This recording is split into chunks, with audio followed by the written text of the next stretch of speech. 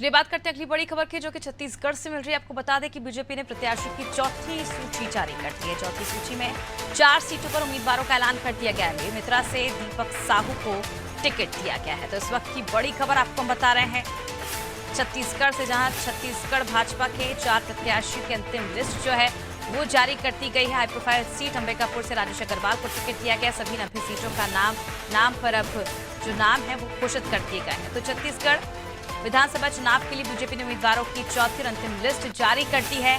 4 नए प्रत्याशियों का ऐलान कर दिया गया। हाई प्रोफाइल सीट अंबिकापुर से राजेश अग्रवाल को टिकट दिया गया है।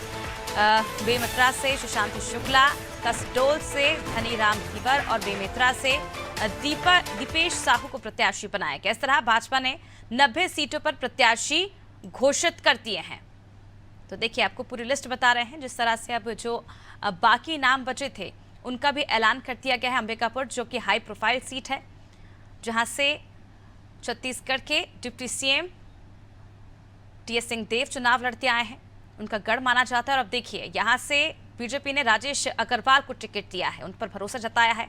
बेलतरा से सुशांत शुक्ला, कसडौल से धनीराम धीवर और बेमेतरा से दीपेश साहू को प्रत्याशी घोषित किया गया। इस तरह भाजपा ने अपने 90 सीटों पर प्रत्याशियों का ऐलान जो है वो कर दिया है। और आज चौथी लिस्ट जारी करके 90 प्रत्याशियों के पूरी लिस्ट जो है वो पेश कर दी गई है। चलिए, ज्यादा जानकारी के लिए रुक करते हैं संवाददाता नंदलाल की ओर। नंदलाल, जिस तरह से लगातार 4 नामों को लेकर काफी दिनों से असमंजस की स्थिति बनी हुई थी, लेकिन आखिरकार नामों का ऐलान कर दिया और हाई प्रोफाइल सीट पर राजेश अग्रवाल पर भरोसा जताया गया है।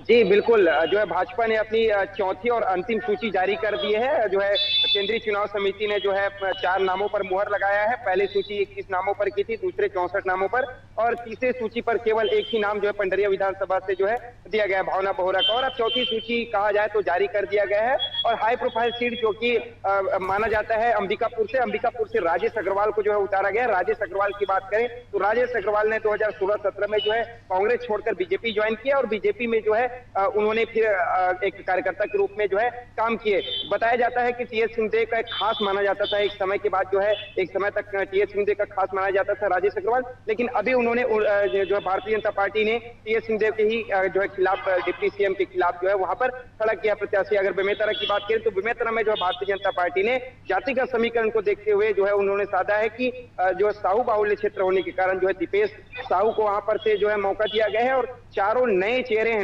चारों नए चेहरे पर जो है उन्होंने दांव खेला है भारतीय जनता पार्टी ने। बात करें वहां जातिगत समीकरण तो साहू बाहुल्य क्षेत्र होने के कारण दीपेश साहू को वोट दिया गया, उम्मीदवार चुना।